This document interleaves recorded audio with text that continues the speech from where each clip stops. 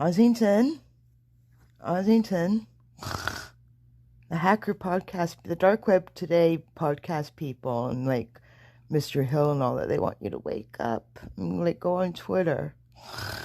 Come on. Oh. What steps have you taken to find out about this? I ran it on my own machine. Actually, that's not quite true. I ran it on a virtual machine. So I installed a virtual XP machine, unpatched from this current patch. It wasn't connected to the internet. I downloaded the Wanacry XE and ran it, and my files were encrypted, and it popped up the warning message. This isn't something people should try at home, right? I would advise against it, right? So there's nothing inherently scary about the software in the sense that if it's not connected to the net, it won't propagate. And if you don't have anything valuable on your machine, you aren't going to lose any files.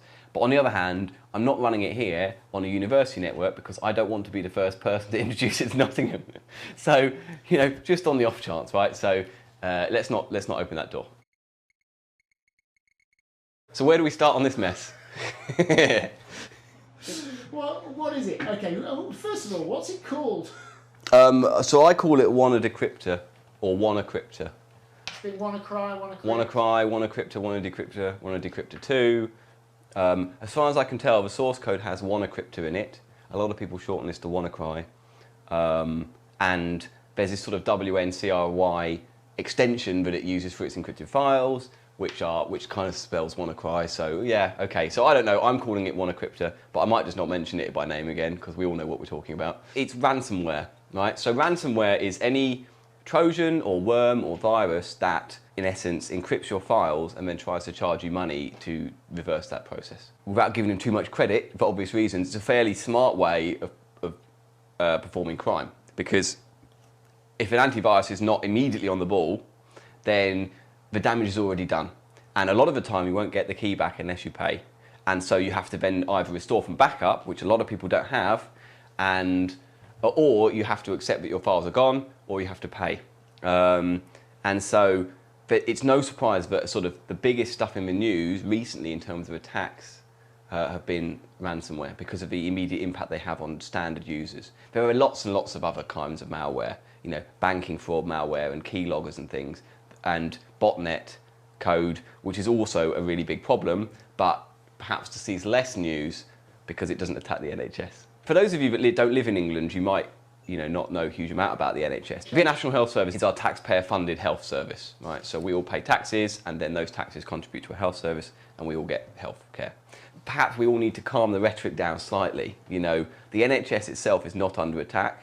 The nice thing for the media is if you can have your headline say attack on the health service, then you're going to get a lot of hits, right? So that's the first thing that's happened. And in fact, actually, only a small subset of healthcare machines have been taken down by this ransomware, and a lot of it's been precautionary. So bring down a server just on the off chance it gets it until we can be sure that nothing on the same network has the Trojan or the worm on it. So yeah, so it's a big deal, and it's infected a lot of machines. But there are a lot of other big ransomwares out there, right? CryptoWall had made millions of dollars for its developers, for example. So this isn't the only one, it's not the first, and regrettably probably won't be the last. Let's talk about what happened, right? So on Friday, various machines started being infected by this. Now, the exact nature of the initial infection I don't think is known right now. It might be by the time this video goes out, right? So maybe I'll be out of date already, but probably emails, right? So, which makes it essentially a Trojan, because an email goes out with a spear phishing attack or a phishing attack that sort of says you should click this for whatever reason, and tricks a user into doing it. Now, you don't need to trick many users to get a return on your investment in some sense, because once they get infected, that's a lot of money. This Trojan or this worm is a little bit unusual in that it actually carries a self-replicating payload. Most ransomware doesn't do this. Most ransomware, the idea is basically to email as many people as possible. Some of them, some small subset of them will be tricked into clicking it. They will be the ones that hopefully pay the ransom. That's the logic of it. This one uses an exploit that was first found by the NSA, an exploit in Windows. So this vulnerability has existed in Windows for quite a while. I mean, it exists in Windows XP, that was around in 2001 and so on. And it seems to have disappeared sometime around Windows 10, right? So it was patched in March, and we don't know if, I think the vulnerability doesn't already exist in Windows 10. So it was patched in March in Windows 7. yes, and for any operating system that Microsoft is currently actively rolling out patches for, which is to say Windows 7, I don't think Windows Vista anymore. There are plenty of copies of Windows, rightly or wrongly, that still have this vulnerability. Now this is a vulnerability in the SMB protocol, which is usually used for file sharing across networks. Very common because you imagine large organisations like to share files from a central server to all their smaller machines, rather than having everyone store all the files all the time. So what happens when this worm lands is that, so this worm will start with an email, probably, or someone will actually deliver it by USB. That seems less likely.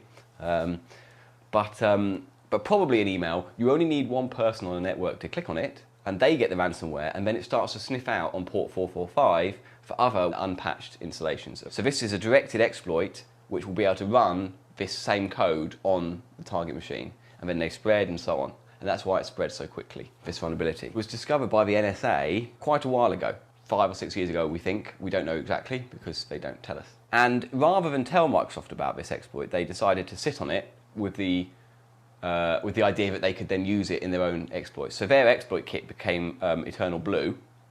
That's the code name for this particular exploit. And in some sense, no more was heard about it, right, for a while. It probably got used by the government agencies to perform their counter-terrorism tasks and so on, until they were themselves hacked by another group called the Shadow Brokers, who decided to try and sell some of these tools and then just released them on the internet. So Microsoft patched this vulnerability in March, and then in April, the Shadow Brokers released Eternal Blue, the code for it, onto the net. It was only a matter of time before someone put this onto a self-replicating piece of ransomware, right? And the quicker you do it, the more people who are still unpatched that you get, right? And then damage ensues. The key difference really with this, from this ransomware to the previous ransomware that we've seen, is the fact that it can self-propagate, right? Sometimes these things get built into self-replicating programs, but in this one, this Eternal Blue exploit essentially means that your machine, if it's not patched, you don't have to click yes. Right? Another machine will upload the payload to it and it will run it, no questions asked. And it might, if you're running a server which has shadow volume copies and things and backs up and restore, it might ask you for a yes or no response later in the process, but a bit late, after a lot of things have already been encrypted. So most Trojans, if you're very vigilant about running email attachments, you'll never get them, because you just see, oh, it's a Trojan, or it's I don't want to go to that website, it looks malicious, and so you don't get them even if you don't have an antivirus. But if you haven't got this update, you can still get it despite the fact that you haven't done anything, apart from perhaps be a bit lazy about your updates. Sometime over the weekend, obviously lots of researchers were looking into this. Not so I was looking into it and running it purely from interest, right? I don't. I'm not writing any tools to get rid of it or anything clever. But there are lots of researchers who what they will do is they will run this in a virtual machine or in a special sort of sandbox where it's isolated, find out what it does and try and work out how they could stop it. Try and work out how they could take the role of a command and control server, for example, and tell it just to stop or something like this. Now, a researcher, Malware Tech, whose blog is really interesting and we'll link to it in the bottom, they basically stumbled across the kill switch for this because they were looking at what it did, and it checked for the existence of this unregistered internet address. So it basically said, it did a DNS lookup and said, who is this, who's got this internet address? And no one had it. So their first response was, well, if we register that internet address, we then get communication from all the installations of this, and we can sort of track how many people have got this. It's interesting from a research point of view. We can see how it's spread. But in fact, what actually happened within the code was if this web address existed, it just stopped running. Their hypothesis is that it's doing a kind of Volkswagen emissions situation where it realizes it's running in some kind of lab environment and shuts down. But basically, as soon as they registered this web address, all future installations of Wana Decrypt0r shut down immediately upon starting up, which was obviously quite good news. So inadvertently, they saved a lot of people a lot of time and effort and maybe money. That isn't the end to this story. I mean, presumably people have seen that's been... Yeah, so there's been multiple versions of this with tweaked settings and different, where they probably I think they've essentially just tried to hex edit out the kill switch and run it again, right? And yes, that's not unexpected. Malwaretech said this was going to come. It's it's to be expected because the code is not difficult to change to avoid the whole kill switch, right? Obviously, their attempt at circumventing some of the researchers' abilities has failed, and it's inadvertently reduced the impact of the virus or the worm. So they'll just release it again, and they'll send out another huge bunch of emails. Now, hopefully, people are now aware this exists, and people are aggressively updating their systems, and it will have less impact. But some people are bound to get it again. I think China's being hit pretty hard today. It's going through China at the moment. So it tends to sort of hit networks and spread about until people sort of realise what's going on and put a stop to it. Not everyone has got this, right? I haven't got it, right? You haven't got it. No one in Nottingham, as far as we know, has got it. And that's because these SMB ports are blocked internally by our firewall. As they're coming in, they're blocked. So an infected NHS machine can't target a University of Nottingham computer because the ports are blocked. Many of the networks that have been compromised are networks where a machine inside the network has been compromised and it's spread around the internals of a network. The majority of ransomware is a Trojan in the sense that it masquerades as something else and appears on your computer usually through an email attachment. This one is both a Trojan in that sense, because that is probably what happened here, but it's also a worm in the sense that it can propagate out itself using this exploit. So this Eternal Blue exploit already exists and was known to the NSA for some time. It's already been patched, but a lot of people aren't installing updates as vigorously as they should be. And also, Microsoft aren't routinely putting out updates for Windows XP. So anyone running Windows XP and also now Windows Vista and so on won't have had that update because that's not what happens. Now, in a sort of unusual move, Microsoft has pushed an update to XP because of the severity of this, but that's unusual. If you're running XP, the first thing you should do is turn off your machine because you've got no business running XP. But you aren't going to get many updates because that's not what Microsoft are doing. This is a bit like having a car that nobody makes parts for anymore. Right? It's exactly like that. In fact, a good analogy, I think, is so people are blaming Microsoft for this. There's a lot of blame to go around. Microsoft shares some of the blame.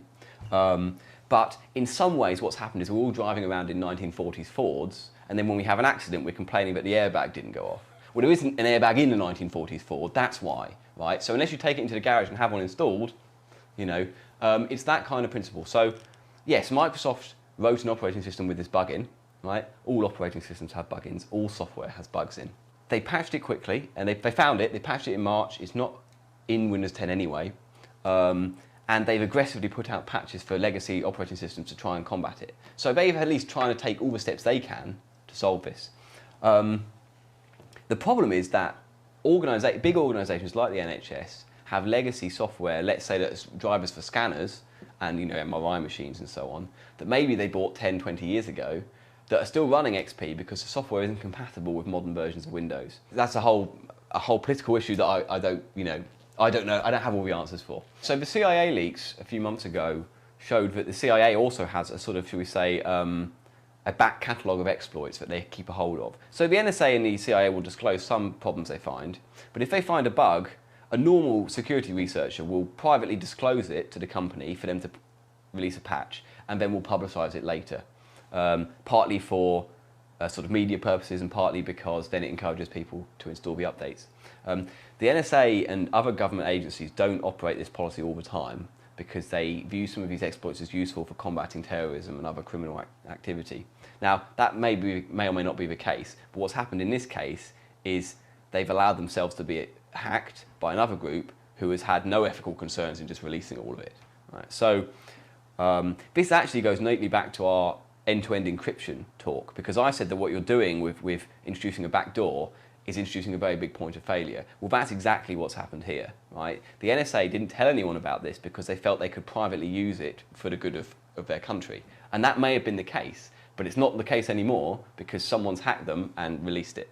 So that's a huge problem when that sort of thing happens. So there are already people, Microsoft themselves in their blog have mentioned this already, and Ross Anderson mentions it in his blog, and we'll link both of those in the bottom, that,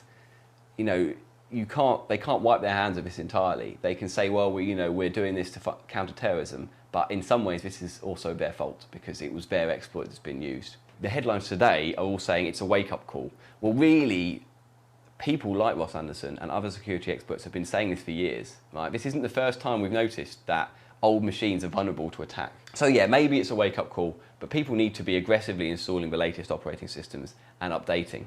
As far as I know, you can't turn off updates in Windows 10. And that strikes me as quite a good idea because people will turn them off. Go, oh, I don't want it to reset right now, I'll turn it off and I'll resume it later. And that's when they get hit by a piece of ransomware. Emergency braking, who sell in future the robo chauffeur, which will actually drive you to work while you're sitting there hacking some code.